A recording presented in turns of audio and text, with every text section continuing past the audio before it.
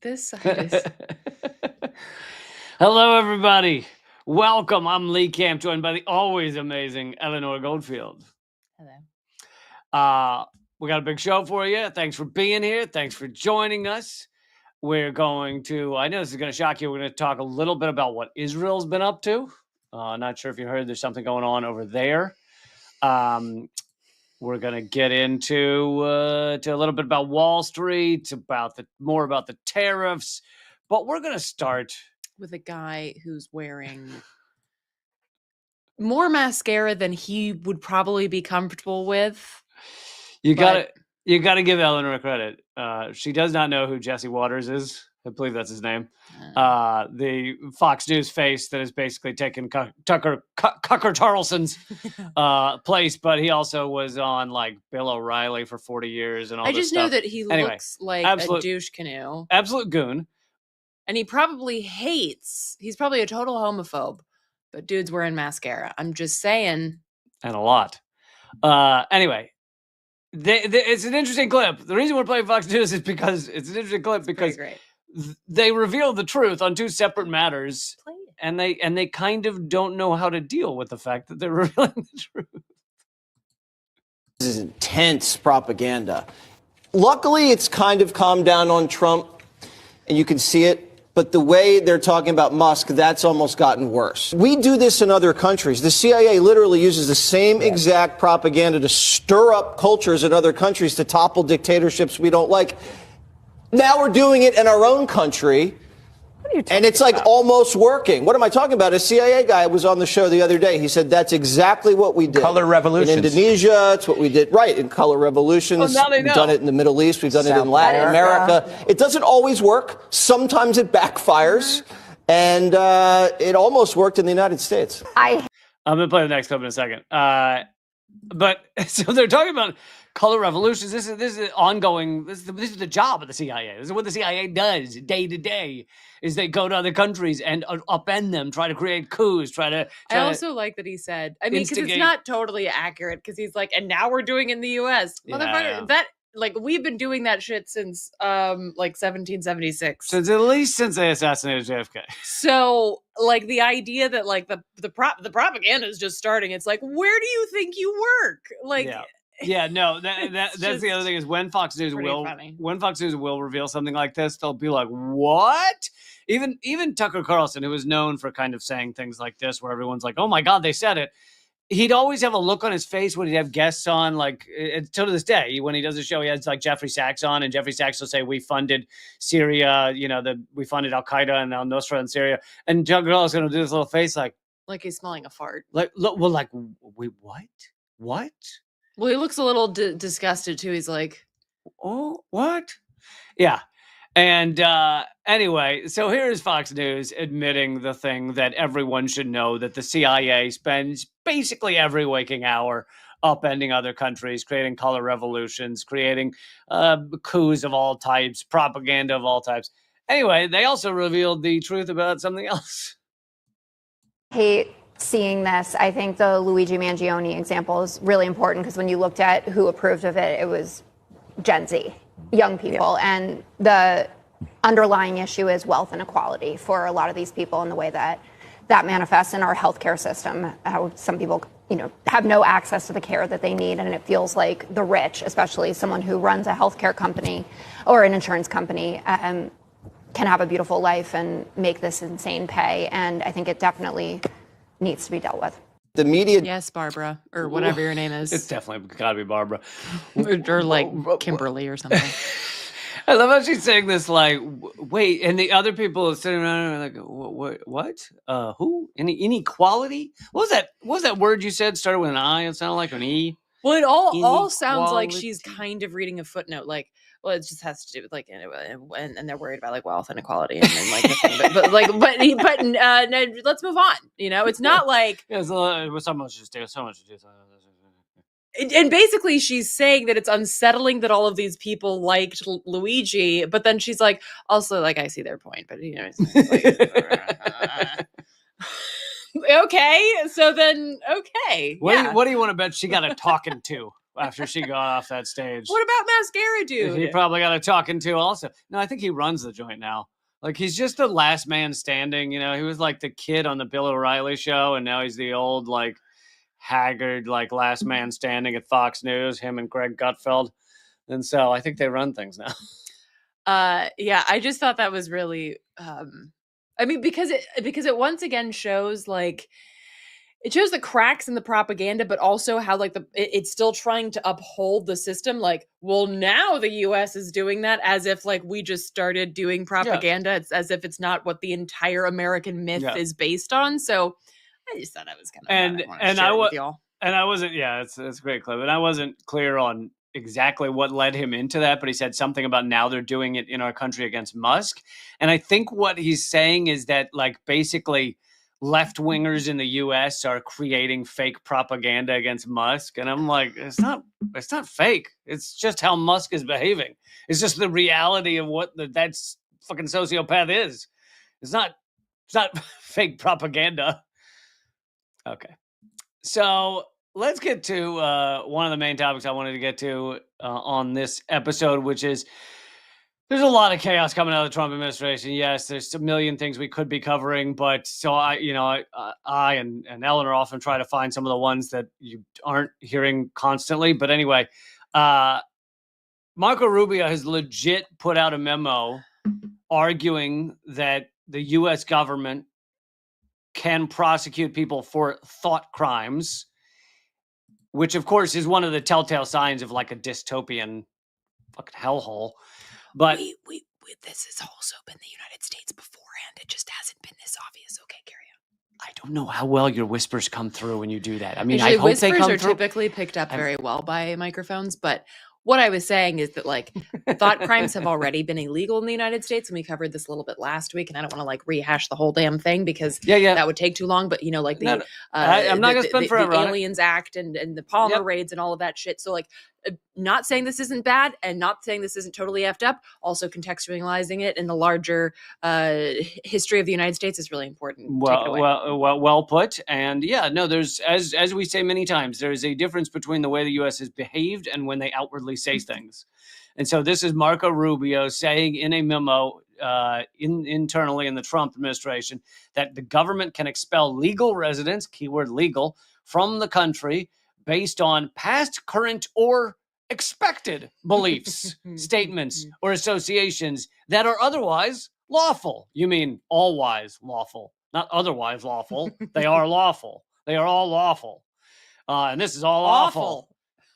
Excuse me, I was talking. Sorry. Don't steal my punchlines. I have so few. The memo came in response to a federal judge's order to show evidence in the case against Khalil Mahmoud. Oh, yeah, that there should be any evidence when you deport people, when you destroy people's lives. Should you have evidence? No, don't worry about evidence. It doesn't matter.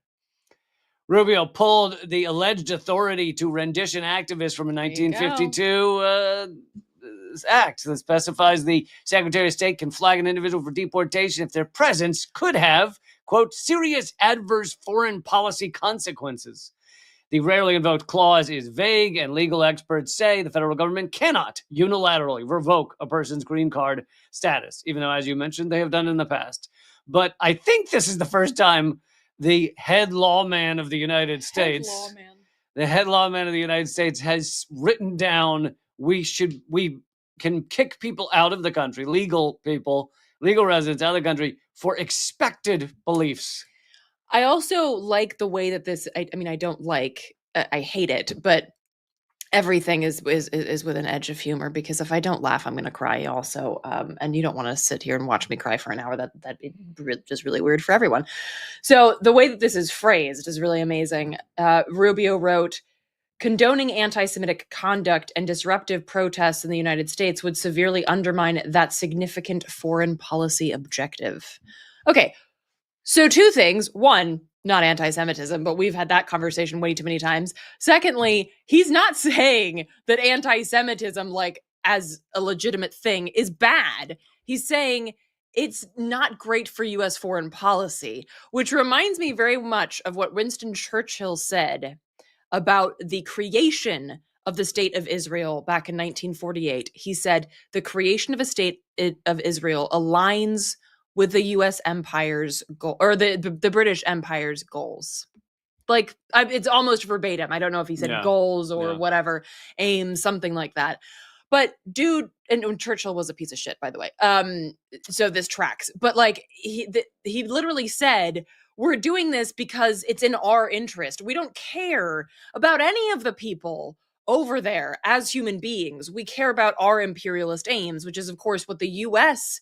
is doing. And this is what Rubio is saying now, which, of course, has always been implied and sometimes stated outright. But again, he's saying the quiet part loud, and he's perpetuating this horror, as all of the people before him have since the creation of Israel. But he's once again pointing out it's not because we like Jews at all, or we just think that the creation of this, Zionist ethno-state is good for like the U.S.'s personal policy aims. So that part is also interesting, along with the fact that he's just like, yeah, we can just get rid of people who don't like what we're doing. And that's just always been a thing. 2 quick points. Thank you, Robin, sorry, I said head lawman. It should have been head diplomat, leading diplomat, because he's Secretary of State. But the other thing is, there's a reason that people talk about like prosecuting people for thought crimes or executing people for thought crimes as being like one of the key signs of a dystopian hellhole, a fascist hellhole. The reason is that if you go into thoughts, like, not only could everyone be prosecuted for some kind of thought, but on top of that, like, imagine the people in government, the type of thoughts they have. Like, all these people should be prosecuted for their thoughts if thought crimes are a thing. Like, there's a reason that it is. The idea is that we should not prosecute people for their thoughts, much less their speech. But it is like revolting to see him say, "Oh yeah, we should totally be able to prosecute someone for their expected beliefs, what we think their beliefs could be." Yeah. It's fucking insane. Which again is like, that is legit. That is exactly what the Palmer raids were. They went after Emma Goldman and Alexander Berkman because they were speaking out against capitalism, against empire. Like, that's why they went after them, and they denaturalized Emma Goldman. And so it's like, this is something that's been done before. Again, that's not taking away from the severity of the situation. It's contextualizing it. This is what the U.S. does. And I shared on last week or the week before, if you want to go back and check, there was like a list of things that can have like reasons why your visa can be revoked. And it's not like, it's shit like if a friend of a friend sends a letter to the state, it's like, it does not take much. If you bedazzle your fingernails, it's too much. Like, it's too much. It's all on such flimsy foundation anyway. So, yeah. Okay, so before we get to Israel, I wanted to at least talk about the stock market for a moment. China has now responded, saying they're raising tariffs on U.S. goods to 125%, which will basically make U.S. goods meaningless in China. They will become, a tiny little nothing of China's economy fairly soon, I assume. China said Friday was raising the tariffs from 84% to 125%, said the higher tariffs would take effect on Saturday. The U.S., this is a quote from the China's finance ministry, the U.S. arbitrary imposition of abnormally high tariffs on China seriously violates international economic and trade rules, disregards the post-World War II global economic order built by the U.S. itself, and violates basic economic laws and common sense. The statement called the U.S. tariffs a joke.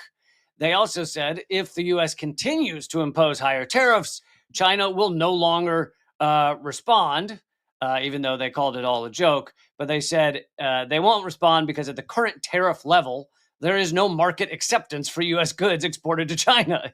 They become almost meaningless. Who in China is going to buy goods that are that expensive? If the U.S. continues to play the tariff numbers game, China will ignore it. Trump's tariffs on China are now at 145%. And as we've discussed before, all these costs, or most of them, get passed on to the consumer. So all of the things that we get from China, which is a ton of things, will just become crazy expensive. And the American stuff in China will become expensive. So Chinese people will stop using it. Whereas in the US, so much of our stuff comes from China that it'll be much harder to make that shift. It'll just screw over the average American. But so this kind of wishy-washiness, Trump now backing down on the tariffs on every other country except China and saying he's going to give 90 days to figure it out or whatever, has caused the stock market in the US and around the world to go kind of haywire. It's like jumping up and down. So people who predict it accurately are making crazy money, but most people are losing money, and trillions of dollars is so-called being lost or being gained back and everything. But this all has to do with the stock market being a Ponzi scheme. It actually shows the stock market for what it is. It is a meaningless, just figment of our imagination. We pretend it is like this life force, like this thing that controls the fucking world. And instead, it's like Trump tweets something and $1 trillion of so-called wealth suddenly is manifested or evaporated. It's madness. And, I didn't want to spend long on this. I've done segments on this before about how insane and meaningless the stock market is. It's literally the dictionary definition of a Ponzi scheme. Like, if you read the SEC's definition of a Ponzi scheme, it is all true for Wall Street. And anyway, I wanted to read Peter Joseph's statement on it. He says, while global tariffs will systematically cause many problems for Main Street and the public, remember, Wall Street isn't real. The values are notional. When you buy a stock, your money is gone. It is paid to the person who sold you the stock. And what he, of course, means is that stock you hold is literally worth zero. It is nothing until you find a new dupe to buy it from you. And now you've made money from it or whatever. Also, Peter Joseph used to work on Wall Street. So he should understand better than most. Yeah. Anyway, so he says there's no quote unquote wealth in the stock market. It's a Ponzi scheme made out of thin air based on nothing real but perspective. Has zero to do with a company directly, unless you are one of the very rare people to get dividends who are rare to find. Dividends are not really that common in Wall Street anymore. So what he means by, zero to do with what the company creates, you look at Tesla. Tesla's stock is technically, I think even after the losses recently, is worth 10 times as much as the following four. It's 10 times as much as the next one, but Tesla stock is worth more than the following four auto companies combined, which the four auto companies behind Tesla make way more cars than Tesla and way more money than Tesla. I remember what the number 10 I was thinking of. Toyota makes 10 times as many cars as Tesla, sells 10 times as many cars. And yet Tesla stock is worth way more. Why? Because of belief. It's just what we decided to believe. But the culture, to continue from Peter Joseph, the culture has decided it means something. And yes, on a certain level, it connects to the aspects of a financial system, which connects to the real world and has serious impacts, such as the housing crash in 2008. This is why the stock market is dangerous and should be abolished. It's a real world. It's as meaningless to the real world as a casino in Vegas. I just thought I'd read the definition of a Ponzi scheme since you mentioned it several times. Yes. A Ponzi scheme is a type of investment fraud where returns to earlier investors are paid using the capital from new investors rather than actual profit earned by the operation of a legitimate business. This scheme relies on a continuous influx of new investors to keep it going and ultimately collapses when it becomes difficult to recruit new participants. Literally. Every single aspect of the stock market. I also wanted to point out that, because we're talking about it only works because it has belief. That is also our entire culture. I recently did an interview with Ben. You're saying we're all in a Ponzi scheme. We are. I recently did an interview with Ben Price, whose book is about environment and community, and he talks a lot about property law. And he says, but there's no empirical evidence to support property law, right? Because There are no property, like you can't see property law. It's all made up. We've just decided that it means something. But if we all decided that it didn't, like if we just shed that belief that isn't backed up by anything real, it wouldn't. Whereas like we can decide property was like water, right? And you can't own it. But well, and you can own, in terms of a river, right? You can't say this portion of the water in the river's mine, or like. And yet the things that are backed by empirical reality, like the fact that we can't survive without clean water or we can't survive without food, those things we treat as like, oh, that's just some hippy dippy shit. And it's like, no, actually that is like scientific if you needed scientific backing, if you couldn't just like recognize in yourself that you need water. But like it is actually empirically proven. And so we have way more ghosts and goblins and like hooey shit and hippy dippy shit in our actual codified law than, let's say like an indigenous tribe uncontacted in the Amazon does, right? Because like our shit it's all made up. It's all made up. It's all like it. And if we just decided one day that it doesn't matter, like that we're not believing in this anymore, guess what would change in the real world? Absolutely nothing. It would only change in how we relate to each other, because our entire system is based on relationships. The relationship between the colonizer and the colonized, the relationship between a bank and the poor sod that has to use it, a relationship between the boss and the worker. You know what I mean? Like that's the whole thing. Our whole entire structure is based on relationships. They're not based on actual like water or the like food and things like that. And another great example of how you brought up property rights and how property rights can be, they are in our mind, property law, and they can be changed or manipulated to fit the use of the ruling elite, is the great example you give in your movie Hard Road of Hope. The people, they found out, okay, there's a lot of coal in West Virginia, but some people own the land, right? There's a farm over there. He technically, this half of this mountain's his. He's got 100 acres or 700 acres or whatever. And the companies would come in and go, oh, well, we found out that when it says you own that land, you actually just own the surface rights. You don't own what we're now calling the mineral rights. So you don't own what's, more than a foot under your, or whatever it is, under your soil. So therefore, every company could come in and say, yeah, we've bought everything underneath your farm, which then allows them to tear it up, to mine at an angle underneath your farm, to create all kinds of emissions, to just destroy the environment in the area. So again, that's an example of like, oh, we have this law that, this is my property. Oh, well, yeah, just underneath your feet, we actually got. What? Yeah, it's all nonsense. It's all totally made up and totally fluid based on whoever decides to make something new up, like a border. Borders are totally made up, and they're just things that people have told us are important, and they continuously move based on whatever douche canoes in power. So.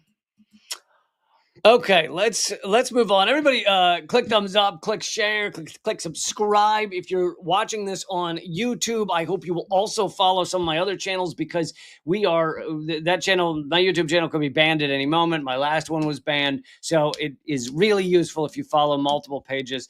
So rumble.com/Lee Camp, or join the email list by texting unredacted to 33777. A lot of good ways to follow our stuff. Go ahead.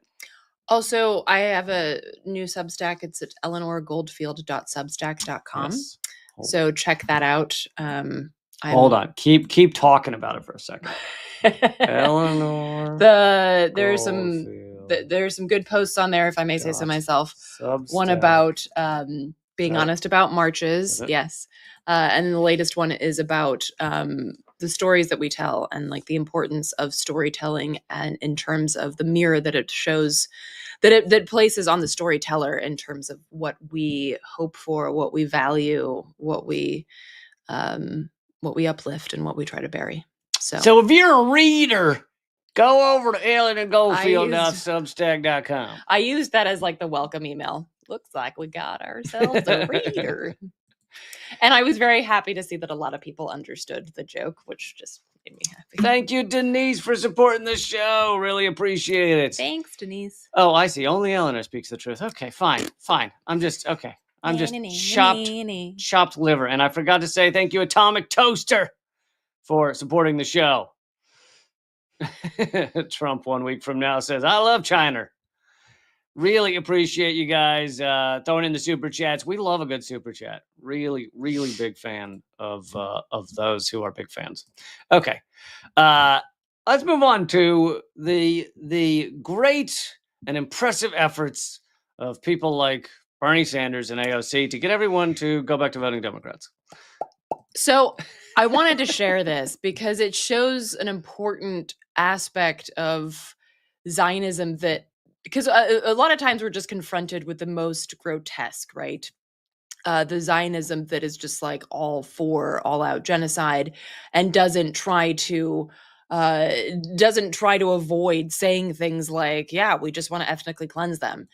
And what flies under the radar and what can come across, unless you're looking for it and you're using those critical media literacy tools, is the liberal Zionism that's like, oh my gosh, it really breaks my heart to see what's going on, but also we stand with Israel. It's like, okay. And this is liberal Zionism. Yeah. And it's the kind of nefarious shit that, again, to me, is more dangerous in a lot of ways than the outright fascistic brand of Zionism, like its true self. And it's kind of like, MLK Jr.'s letter from Birmingham jail, where he talks about like the well-meaning liberal being in some ways more dangerous than the member of the KKK, because the well-meaning liberal is like, oh my gosh, I really believe in your right to freedom and liberation, but like not right now, maybe because we're busy and this is like really messing with my schedule.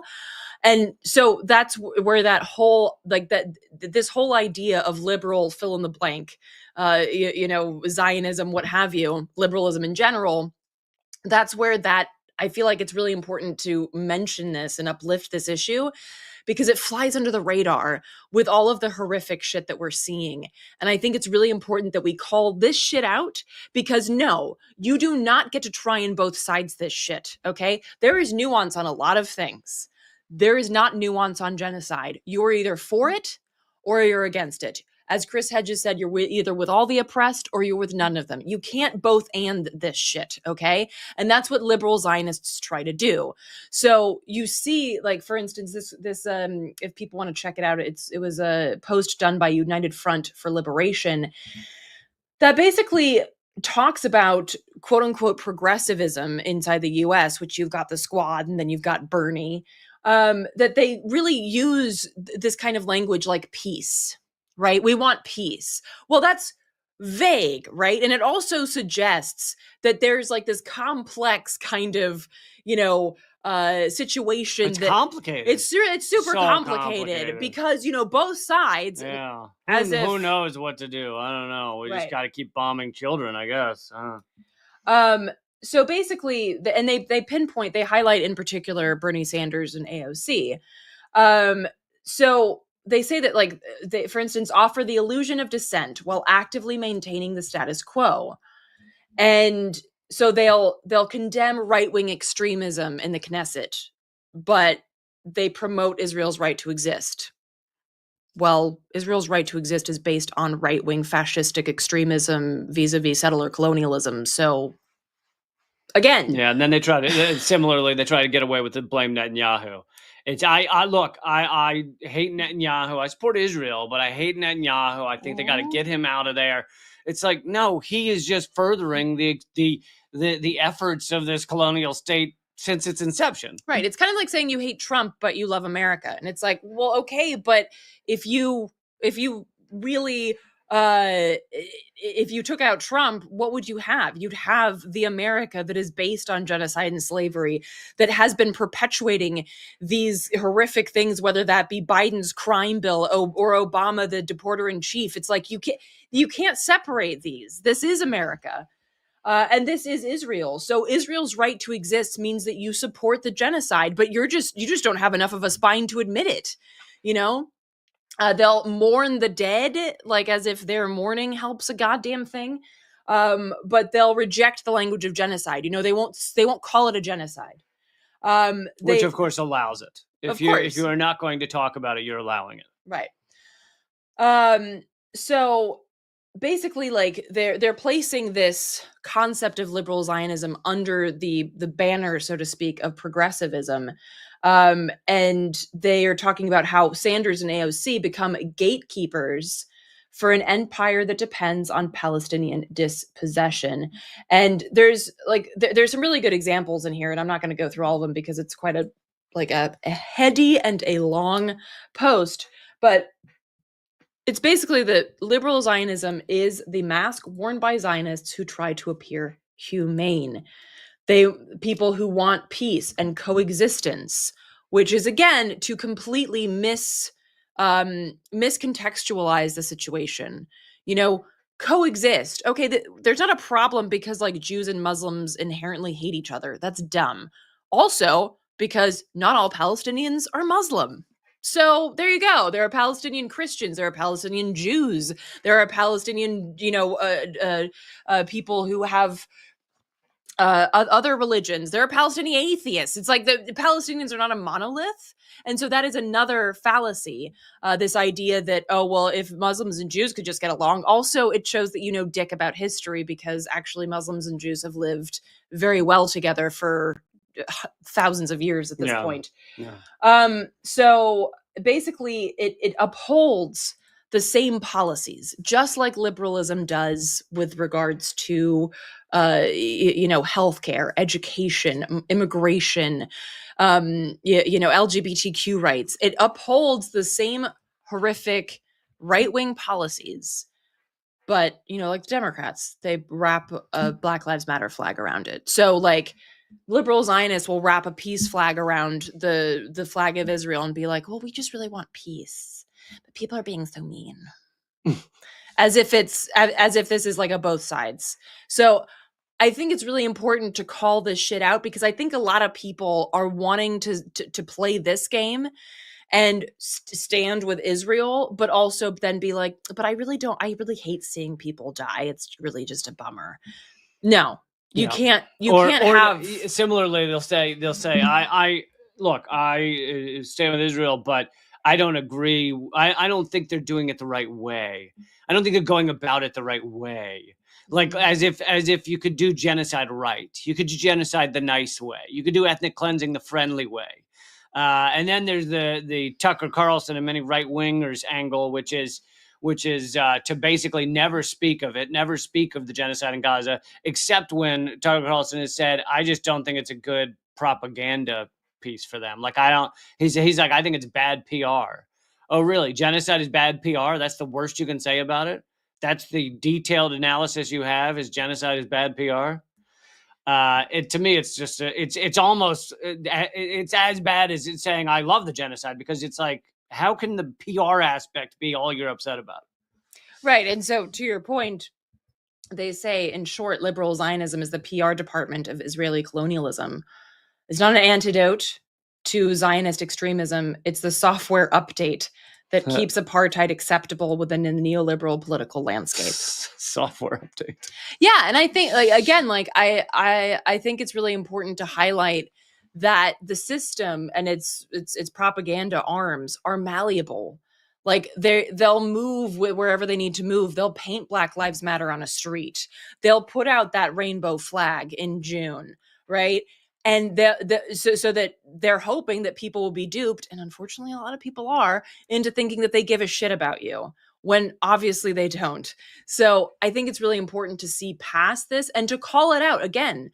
Like, don't let people get away with this bullshit. I just wish everyone could live in peace. Fuck you, okay? They were living in peace before Israel was established as a violent settler colonialist state, okay? So, if you wanted to live in peace, you can't possibly support Israel's right to exist. Also, because states don't have a right to exist. Human beings have a right to exist. I like Francesca Albanese when she was question with that. Is like, do you endorse Israel's right to exist? She's like, the question to me is nonsense. She's like, Israel exists. The U.S. exists. Mexico exists. Asking me whether these states have a right to exist, like it doesn't even, it's nonsense. Human beings have rights. Yeah, it's like saying, does this table have a right to exist? Right. It's just, it's like, it's here. It's like, what? It's just a garbage line that's meant to trap people. Anyway, so Still sticking with Israel, let's talk about how U.S. student journalists are basically becoming silenced. It's a lot of mass self-censorship, which is part of the aim when you start arresting people and deporting people for things they've said, for being at protests. A lot of people just stop showing up. It's a lot of self-censorship, which is the goal. Yeah, and there's a lot of conversations happening about like don't obey in advance, like, and I think that there's a lot of nuanced conversations to have about this, but I want to highlight how important it is and I wanted to cover this one for a few reasons. One, because I think that this is a very valid fear that these student journalists have, especially ones that are in the United States at these schools on a visa, right? Or aren't like legal citizens. There's nearly a dozen students who have been seized by immigration officials since March 8th. And this is understandably making people who have given their names in these papers and things like that, making them nervous and wanting names retracted and things like that, takedowns of stories, and essentially censoring before they're asked to censor, in the hopes that it will protect them from the all-seeing eye. Which the other part of this that I think is important to mention is that they've already seen it. Like, they already know. And I'm not trying to sound like a paranoid Polly or whatever, but paranoid parakeet, maybe. But I think it's important to note that, like, if you've been to a protest without a mask on, if you've signed a petition, if you've done like they know. If you used your little like swipey card at a like a university, they have true, but I would say that their ability to do research is not always perfect. So if they do a quick Google search for people who've spoken to student newspapers, and you got that article taken down, yes, they can find the article if they know what they're looking for, but it could help not have agents knock at your door. It could, but I think it's also important that we recognize, and I just spoke to someone who founded a site called surveillancewatch.io. I definitely recommend that folks check it out. And she was saying that, like, we really need to take security more seriously. That's not to say that you shouldn't be doing things, and it's not to say that we should normalize this kind of fascistic behavior by the state, but it does mean that we need to be realistic. I interviewed someone who got a trove of documents from Yale Police Department showing aerial footage of encampments, showing that they had actually taken the data from these swipe cards. So yeah, they don't actually need the article. Sure, it might be easier to find quickly, but they don't mind doing the legwork, especially not when the ADL and APAC and all of these other pieces of shit are knocking on their doors demanding it. So my point is, I think we need to do the things that push for an end to genocide and an end to the fascistic experiment that is the United States. And we also need to be careful about it. We need to take care of each other.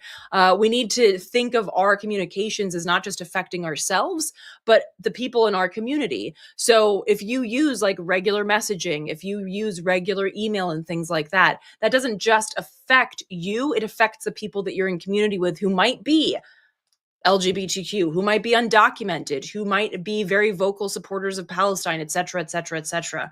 So this is shit that we need to think about. I say that on a live stream where I've just finished talking about how Israel's an apartheid settler colonial state. I know, I'm very like out there. And it's something that I grapple with. You need to do a little better with covering up what your beliefs are or what your expected beliefs are. Expected. Who knows? I may be expected to become a Zionist. It depends I don't think so. It depends on your expectations. I don't think anyone expects that from you. But you don't know. My point is, this is really despicable that the system is making people afraid in this way. It's totally valid to be afraid, and I totally understand that. And I think, again, people should be taking steps. I also think that journalists, whether they be student journalists or journalists that are not students at a school anymore, need to take precautions. So, for instance, I typically have always asked someone, are you comfortable with me using your full name? And If not, tell me. Like, and I will even change it after the fact. Like, I don't care. And this happens a lot in like the environmental defense world. Like, you know, there are people I interviewed for my movie called Mugwort. That's not their real name. Spoiler alert. Okay, but it's like these are precautions that we take to, again, keep ourselves safe and our communities safe. So I think it's important to, as a journalist, to also make that clear that journalists have an obligation to make sure that people are consenting to that you using their names, consenting to any pictures taken, etc., etc. So I like Jennifer's point. Too angry to be scared. That's fair and too. You should be angry enough. You should get, if you aren't too angry to be scared, then you need to get angrier. It's time to get angrier. I don't know if you need to sit on attack or something, but something to push you over the edge in terms of you should be too angry to be scared. But again, like the I don't know, I've mentioned this on the show before, the Venn diagrams, like it's a very scary time. Say Venn? Yeah, it's a great Instagram account. I love a pun. So they have this diagram that shows it's a very scary time to get loud. It's a very important time to get loud. And I think we can hold both of those ideas and many more at the same time and find ways to do things that we need to do to get shit done while taking into account the realities of the times that we live in. Absolutely. Here's just a tiny bit of good news. We might as well throw a tiny bit in here. Where'd it go? Nope. Oh, wait. Did you just close it? I must have closed it. Let's see. Was it the pew? Pew pew. Yeah. Pew, I did not mean to close it. Has anybody made that joke before? I hope so. I'm not sure that counts as a joke. It's just it's just a noise you made. Pew pew. Like a joke has to have some kind of premise. You did. This is the premise. It's a Pew Research poll. A pew pew. No, I'm aware you made the sound. I don't know that counts as a joke. You know what? You're a joke police. From Medea Benjamin, she posted that Pew Research is confirming that we already knew that the majority of Americans now have an unfavorable view of Israel. And it includes Republicans under 50. Now, I know this sounds like, well, of course, especially if you're watching this show, but this is actually a big difference from where things have been, even just obviously before October 7th. The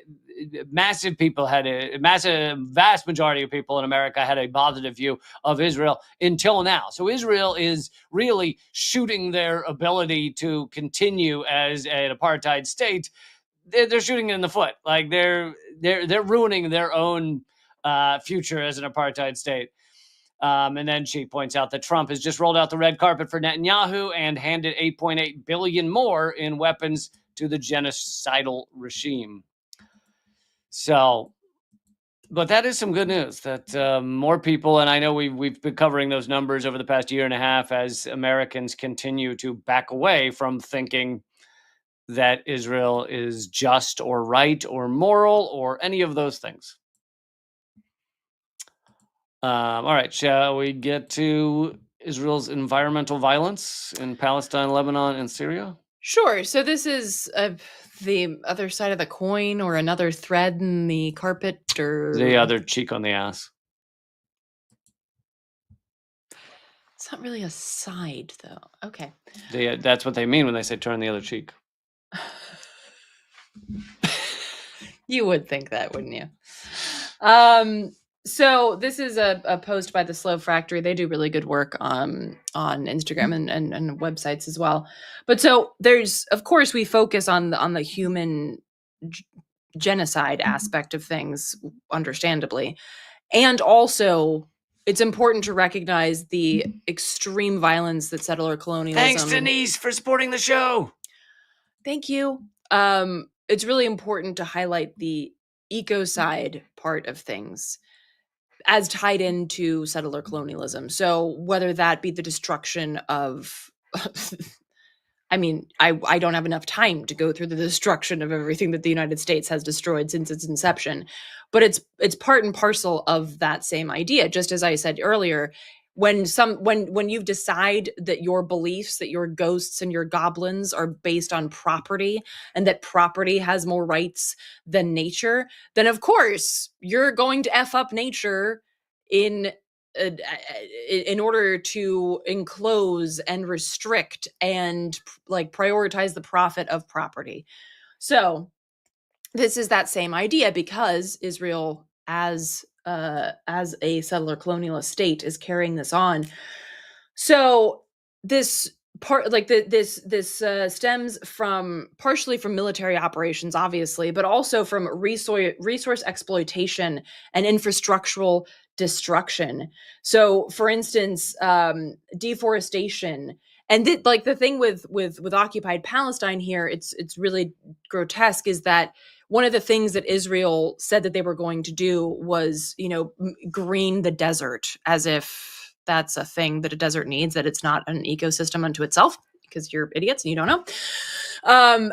But what they do is they will cut down and they will destroy native ecosystems and plant like European pine trees, which you don't have to be like an arborist to know that shit won't do well in the deserts of the Levant. So it's horrible for the ecosystem. It completely destroys the land and the fertility of the land and everything like that. And the trees themselves don't do well. It depletes a lot of water resources, obviously. It destroys agricultural lands, as well as obviously the people who live on them. And it specifically in Palestine, in occupied Palestine, this trickles down, if you will, to Palestinians have less than 13% access to clean drinking water. And they just today or yesterday bombed one of the last functioning desalinators in Gaza. Israel's citizens have 100% access to clean water. So they've diverted water from the Jordan River, over-extracted from the mountain and coastal aquifers that have led to severe water shortage for Palestinians. On top of that, wastewater from Israeli settlements has polluted Palestinian farmlands and water sources, with untreated sewage discharged into the West Bank's valleys and streams.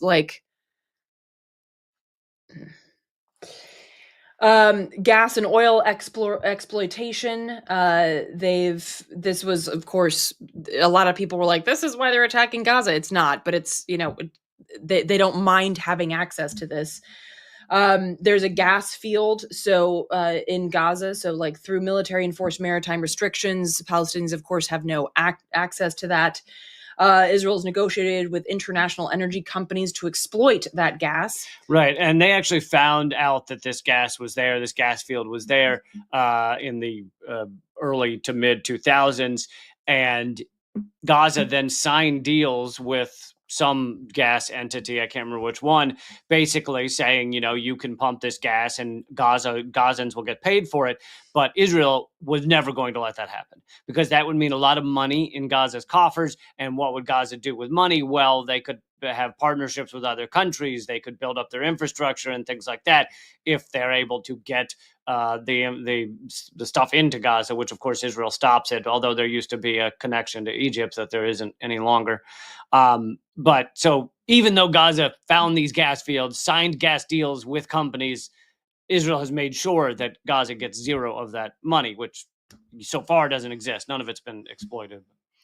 But then another point of this is that those military operations and the targeting of dirty energy goes hand in hand. So, for instance, in 2006, when Israeli airstrikes targeted the GA power station, which caused a massive oil spill in Lebanon, along Lebanon's Mediterranean coast. The spill devastated marine life and severely compromised the livelihoods of coastal communities dependent on fishing. So, and like Israel will attack power stations and oil refine, like places that that refine oil and treat oil and things like that on purpose. Again, there's none of this like, oh, we didn't know. They always know what they're doing. They have the largest surveillance apparatus in the world. Forest fires and land degradation. This is in Lebanon, but this is also, we see this in occupied Palestine, where they'll set fire to olive tree groves. Israeli shelling and airstrikes have led to extensive wildfires in southern Lebanon, destroying large forested areas. That, of course, contributes to soil erosion and loss of biodiversity. The use of cluster munitions, which, by the way, is illegal according to international law. But I think we've pretty much established by now that Israel doesn't give about international law. Okay. The use of cluster munitions has left unexploded ordnance scattered across agricultural lands, which, of course, poses risks to farmers. Now moving to Syria, the water resource control, the Golan Heights, which is part of Syria, is a vital water resource as it supplies the Jordan River. That's the river from the river to the sea, by the way, in case you didn't know. The Jordan River, Yarmouk River, and Sea of Galilee are all sourced by the Golan Heights. It's one of the most strategically important regions in the Middle East. I wonder why Israel wants it. Since Israel's occupation, it has imposed severe restrictions on Syrian communities' access to water, leading to drought and agricultural collapse. As of now, Israel controls 40% of Jordan and Syria's shared water resources. 40%. Israel controls springs, rivers, aquifers, which contribute to the Jordan River's flow and that have been heavily diverted by Israel. And I mean, there's water theft by Israeli settlements, stealing water access. They also destroy olive groves. Yeah. Desertification and agricultural decline. I mean, like the list, I mean, this is just like one little report that the Slow Factory did, which is great and important, but this is just one, like, these are just a few examples. So I think it's important, again, because if you know me, you know that my thing is connecting issues, and like, if we stay in our silos, then we'll die in our silos. We have to connect the issue of settler colonialism to genocide and to ecocide. Also, because we are a part of nature, like, we have to start thinking of it that way, as opposed to like, oh, nature's over there and we can live without you. Thank you very much. Or worse, yeah, we can destroy you and exploit you to no end, and we'll be fine. Right.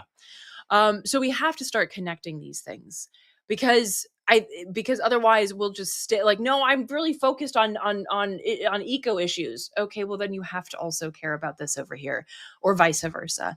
So yeah. So I want to get to, still Israel related, but I want to get to one more story before we wrap up here. There's been a massive data leak from Meta, which is Facebook, Instagram, and from whistleblowers, by the way. That's a key point there, that people realize that it is their moral obligation to reveal what these companies are doing, especially when it has to do with genocide. And even though this is something we kind of knew, we now have the proof. This is from DropSite News. Leaked data reveals massive Israeli campaign to remove pro-Palestine posts on Facebook and Instagram. And there's some things that make this a little different than just your kind of normal censorship that we know has existed on Facebook. A sweeping crackdown on posts on Instagram and Facebook that are critical of Israel, even vaguely supportive of Palestinians, was directly orchestrated by the government of Israel, according to internal metadata obtained by DropSite. Metadata. Yeah, metadata. The data shows that Meta has complied with 94% of takedown requests issued by Israel since October 7th. 94%. Israel is the biggest originator of takedown requests globally by far, and Meta has followed suit, widening the net of posts it automatically removes and creating what can be called the largest mass censorship operation in modern history. Government requests for takedowns generally focus on posts made by citizens inside the government's borders, because that's what they have control over. It doesn't make it right, but it means your average government... Borders don't matter. Your average government says, take down this post because it's our citizen and he's saying something we don't like, he or she. And Facebook and X also does that. Will often listen to that government. But this has to do with a government, Israel, getting posts taken down worldwide. What makes Israel's campaign unique is its success in censoring speech in many countries outside of Israel. What's more, Israel's censorship project will echo well into the future because they've created an AI program for Meta that Meta's using, training how to moderate content will base future decisions on the successful takedown of content critical of Israel's genocide. This is why when people are like, oh, but, robots and AI would make our lives... They're created by the assholes who run things now, who are programming them to be assholes in their own image. They're not programming them to be like Malcolm X. So these AIs, these whatever, they are going to be an image of the things that we hate most. You look into the abyss, it looks back. Right? That's my boyfriend Nietzsche, by the way. Provided to Dropside News by whistleblowers. Again, I want to highlight these are people who work at these companies who realize they cannot stay quiet. And good. I hope that spreads and continues to spread. Do not stop revealing what's going on internally in these companies. Reveal the internal mechanics of Meta's integrity organization. That's what it's called. Their integrity organization. It's always called something like that. An organization within Meta dedicated to ensuring the safety and authenticity on its platforms. It's never called the Orwellian clusterfuck shit show. Yeah. Shit show dumpster fire. Takedown requests allow individuals, organizations, and government officials to request the removal of content that allegedly violates Meta's policies. The documents indicate that the vast majority of Israel's requests, 95%, fall under Meta's terrorism, violence, and incitement categories. Basically, if you're critical of Israel, you're inciting violence. Mm-hmm. The data also shows that Meta removed over 90,000 posts to comply with takedown requests submitted by the Israeli government in 30 seconds, meaning they don't even really look at what it is. How could you? 30 seconds is just they asked for it, then do it. End of story.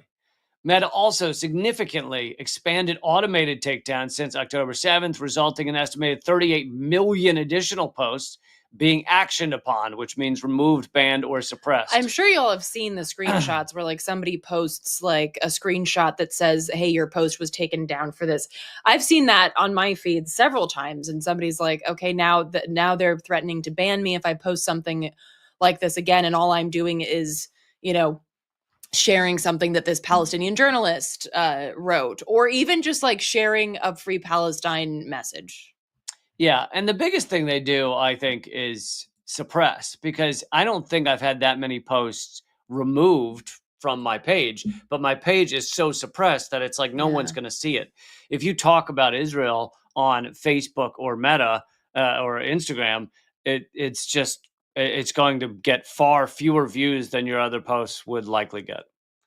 And you see this again and again and again. And for once, we actually have the proof. We have the receipts, because whistleblowers came forward and said, look, this is how it works. Israel asks for something and Meta does it.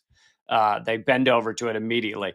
And this also is hilarious because Mark Zuckerberg, ever since Trump got elected, has been running around on his rebranding tour, going on Joe Rogan and other platforms and saying, we're kind of done with that whole censorship thing, because it's just, you can't win. It's, everybody's asking to censor things. And so instead, we're just going to stop doing that, and we're just going to have community notes. Well, that's not true at all. They continue to censor and suppress, especially everything connected to Israel. I didn't realize that he was suggesting that that's what they were doing. Oh, yeah. He said we're done with this whole censorship thing.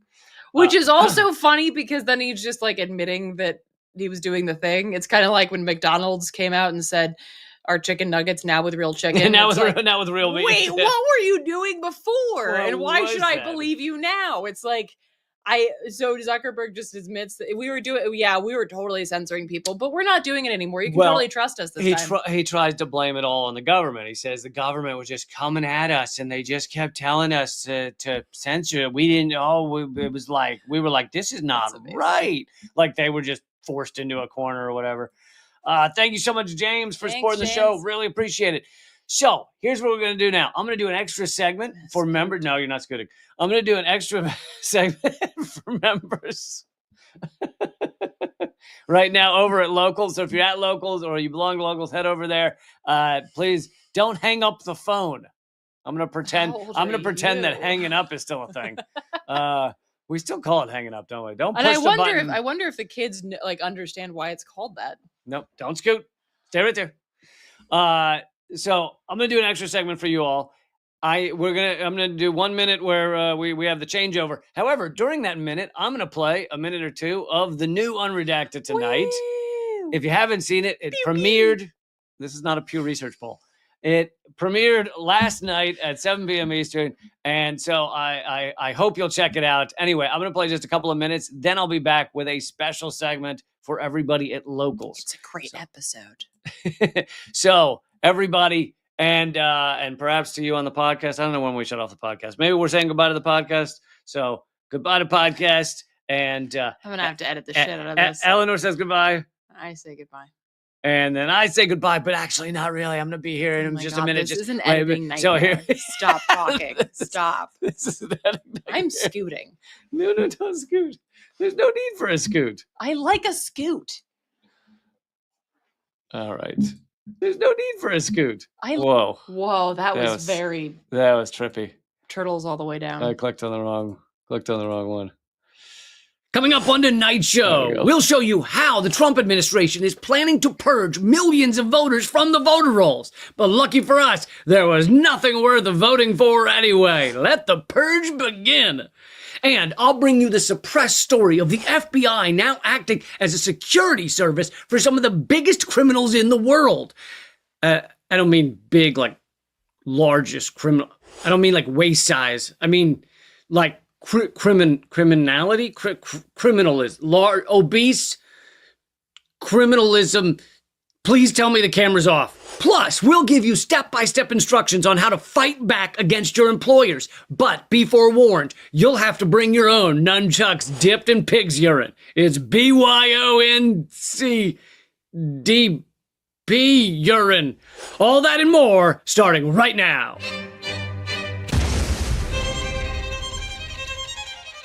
Welcome to Unredacted Tonight. I'm the most censored comedian in America, Lee Camp. I think we all knew it was only a matter of time before the spray-on Tanner sack of droopy flesh we love and call the president went after our frightened, flaccid election system. But that's part of the problem. Before Trump even gets going, our elections are already a dumpster fire. There are 3-card money games on the streets of Bucharest happening right now that are more legitimate and reliable than U.S. elections. And after playing them, you feel better about yourself. You do, than voting, at least. Okay, I'm going to stop it there, but please check out Unredacted Tonight. The place to get the whole playlist with like every episode is leecamp.com/unredacted. That'll take you to the YouTube playlist. So easy to remember, leecamp.com/unredacted. Okay, I'm going to say goodbye to all of the other platforms and just go chat with my Locals members. If you want to become a member at Locals and actually support this show on a regular basis, easy to do. It's over at leecamp.net, not .com. We'll take you to Locals, and then you scroll down to become a supporter. If you do that, you can do that right now and join us for the extra segment. Anyway, everybody else, I will see you Monday, 3 p.m. Eastern, noon Pacific. Of course, I then have another live stream later in the week. That one's a mystery time. And then we do Fridays at 3 p.m. And, of course, Unredacted Tonight, Thursdays at 7 p.m. It's really almost every night of the week you could have some of my shit going on, like almost every night. Okay. So to everyone else, goodbye. But this always takes a few clicks. So actually not goodbye yet, but now goodbye.